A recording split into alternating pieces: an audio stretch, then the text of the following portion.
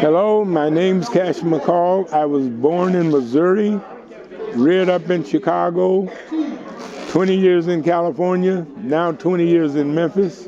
And hey, I'm enjoying life. 76. Don't want to cheat myself there. In Missouri, New Madrid, earthquake city. Live in Missouri. We used to go down to New Madrid and see where the earthquake had tore up a lot of stuff. Little ditches and rivers and stuff, and saw that. But I enjoyed Missouri. Good being born in Missouri. You know, my father used to, you know what they used to bale hay with? That hay wire.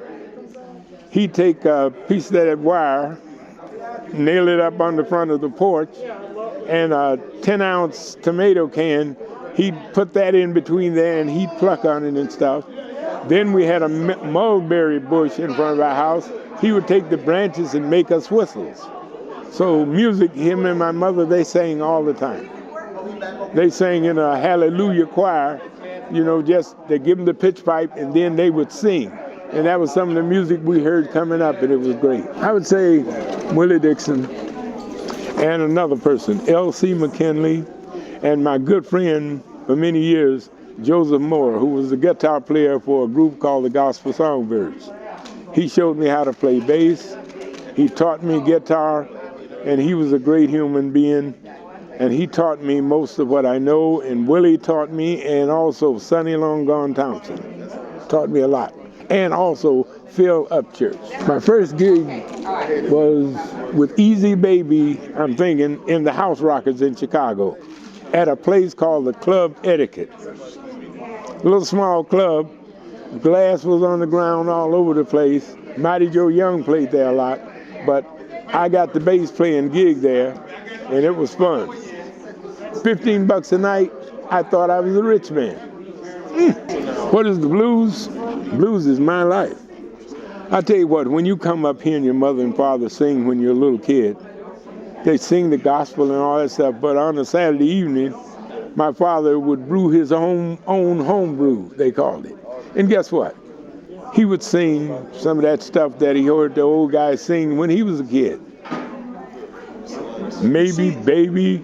And he used to play songs for us, Muddy Waters. He used to play Lightning Hopkins for us. And he would sing that stuff because he was a bass singer, and we'd come up listening to it. That was great. Playing guitar, writing songs. I've written a lot of songs. A lot of them hit records. But I'm not being paid for them. You know, same thing Willie and Muddy and all the rest of them went through, I'm going through now. Well, I never trust anybody from that company ever again in life, because that's where you make a mistake. They told me I was still a young guy. Trust me. Why would we do anything wrong to you? We're making money, you're making money. Guess what? Bad mistake. My mother told me, son, I've heard bad things about these people all the time. She said, son, don't do it.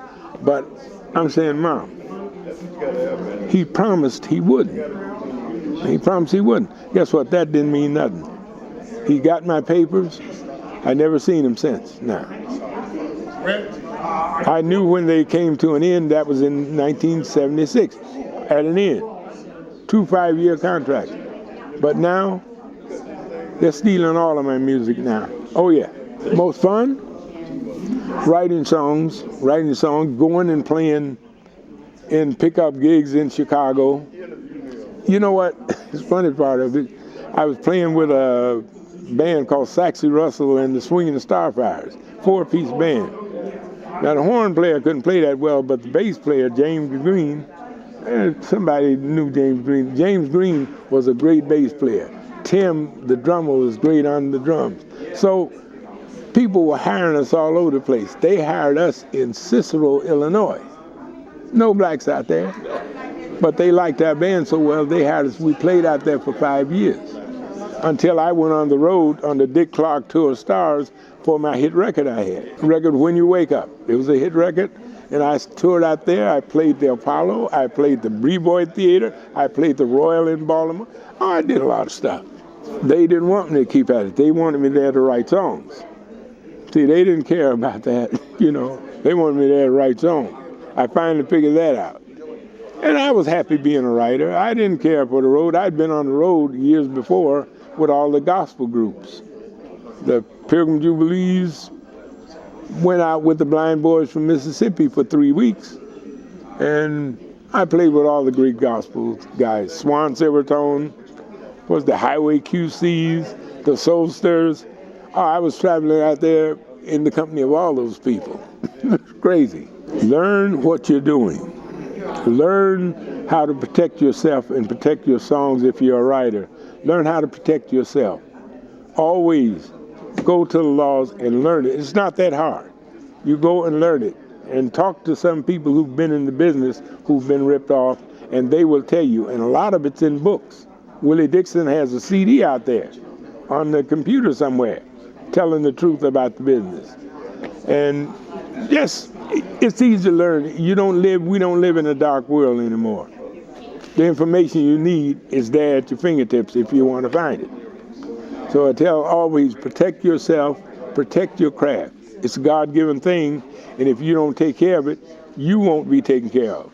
When you're a younger person, you go out there playing, you see the joy from the people, you just want to keep on playing. You know, I used to stay up till 6 in the morning.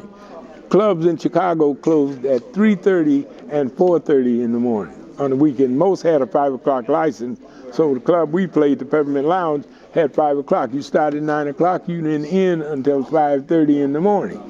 Then you go home. Well, you know, they had a club on 47, what's the name of that place? On 47th and, Indiana, I believe. The Trocadero, I think they called it. Guess what? Musicians on the weekends, after they finish playing on the weekends, they go to the Trocadero. Because the Trocadero, you start at 2 in the morning and you go all day Saturday, all day Sunday, and Monday it's ended. You go back to the regular order of things. But all those guys, Sam Lay would always be at that Trocadero. Who else? Lefty Diz, Lefty Bates, L.C. McKinley, Easy Baby and the House Rockers. Mighty Joe Young would even go down there sometime, but they all hung, man, playing till 5 o'clock, 6 o'clock in the morning. They're playing the blues as hard time. Oh, it was fun.